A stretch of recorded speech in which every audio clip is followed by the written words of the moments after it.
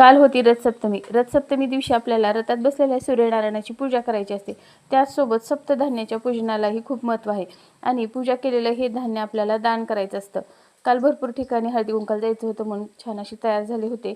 म्हणून फोटो काढून घेतल्या 2-4 आणि त्याच्यानंतर आमच्या धाकट्या जाऊबाईच्या इथे आलो होतो हळदी कुंकवासाठी.